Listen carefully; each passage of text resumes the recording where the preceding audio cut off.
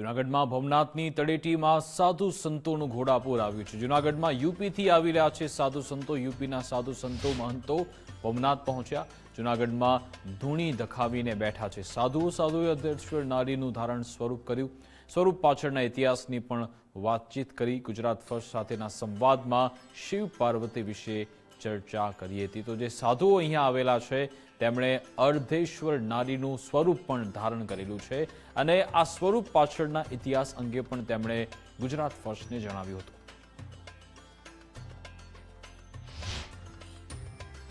જૂનાગઢની અંદર મહાશિવરાત્રિના મેળાની શરૂઆત થઈ ચૂકી છે। દિગંબર સાધુઓએ ધૂણી પણ દખાવી છે અને અલગ અલગ રૂપો છે તે ધારણ કરતા સાધુઓ છે તે જોવા મળી રહ્યા છે। અર્ધનારી જે સ્વરૂપ છે તે અત્યારે તમે જોઈ રહ્યા છો। અર્ધનારીનું સ્વરૂપ છે તે ધારણ કરવામાં આવ્યું છે। બાબા સાથે જ આપણે વાત કરશું। હિમાચલથી તેઓ ખાસ અહીં પધાર્યા છે। बाबा नमो नारायण। ओम नमो नारायण। क्या कहेंगे, जूनागढ़ की पावन धरती पर आप आए हैं, जूनागढ़ आते ही क्या कहेंगे, कितने साल आते हो और यहाँ आने का मौका मिलता है कि बुलावा आता है तभी आ सकते हैं, क्या कहेंगे? उनका बुलावा आता है जब ही जा सकते हैं हम लोग। जब तक उसका बुलावा नहीं होता कुछ भी नहीं हो सकता। उसके हुक्म से बगैर पत्ता भी नहीं हिल सकता। जूनागढ़ गरनार जो ये पर्वत है, ये कैलाश से पहले का पर्वत है। यहाँ भी जो दर्शन कर लेता है नरक से दूर हो जाता है। नरक 7 नरक को कट के स्वर्ग में चला जाता है। ये स्वर्ग धरती है। ये जो जूनागढ़ गरनार है स्वर्ग धरती है। बड़े बड़े देवता ऋषि मुनि यहाँ पे तपस्या करते हैं, इन पर्वतों के ऊपर तपस्या करते हैं अपनी मुक्ति की प्राप्ति करने के लिए। जो ये रावण ने ये पौड़ी बनाई थी, या रावण भी आया था, 10,000 पौड़ी बनाने का हुक्म था उसको, उसने 9,900 पौड़ी बनाई। उसने भी स्वर्ग का रास्ता जाने का यही रास्ता बनाया था उन्होंने। और यहाँ पे जब से कुंभ मेला लगता है, आदि नादि से कुंभ मेला यहाँ पे लगता है। भगवान स्वयं ब्रह्मा विष्णु महेश जो संतों के दर्शन करने के लिए आते हैं। संतों के दर्शन करने से मुक्ति को प्राप्त हो जाता इंसान। जो पाप होते हैं, बार जन्म जन्म के पाप होते हैं, इस आगे जूनागढ़ गरनार के अंदर कट जाते हैं। गुरु कह सकते हैं कि मुक्ति का द्वार जूनागढ़। हाँ, जूनागढ़ मुक्ति का द्वार है। वही बताया है। जो रावण भी यहाँ मैं मुक्ति के लिए आया था, वो भी आया था भी मैं जीता ही मैं स्वर्ग को जाऊं, पर ऐसा नहीं हो सकता। प्रभु को ऐसा ये मंजूर नहीं था, इसलिए उसने कहा भी यहाँ पे कोई नहीं जा सकता। एक संत महात्मा जाता है शिवरात्रि वाले दिन, जो इस चोले को लेके स्वर्ग को जाता है। यहाँ से स्वर्ग को जाने का रास्ता है हमारे कला इस जूनागढ़ गरनार से ऊपर से करमंडल कुंड से बताते हैं गुरु लोग, ऋषि मुनि बताते हैं। यहाँ से स्वर्ग को आज भी संत एक जाते हैं, जो स्वर्ग को शिवरात्रि की रात को जाते हैं।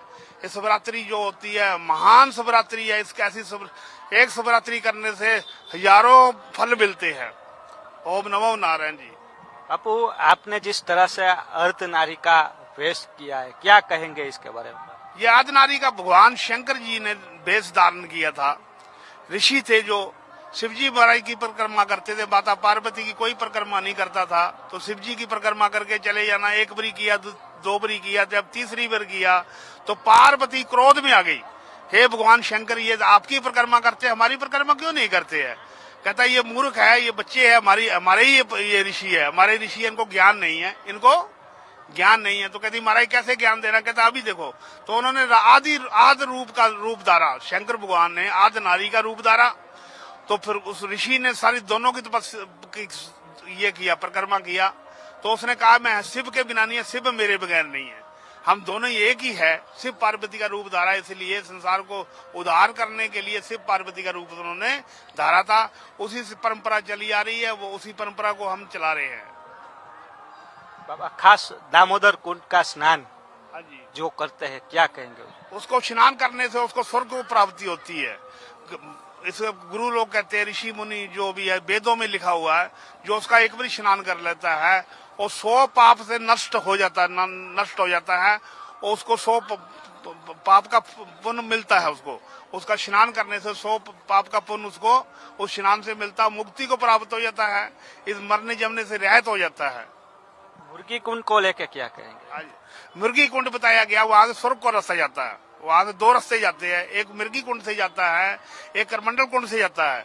जो बताया गया, जो शिवरात्रि को स्नान करते हैं हम लोग, आध रात्रि को स्नान करते हैं, शाही निकलती है। स्वयं भगवान शंकर माता पार्वती बताया गया है, जो 3600 करोड़ देवता है हमारे दर्शन करने के लिए आते हैं, और हमारे में वहां से शाही निकलती है, नागा शाही निकलती है शिवरात्रि वाले दिन रात को 12 बजे।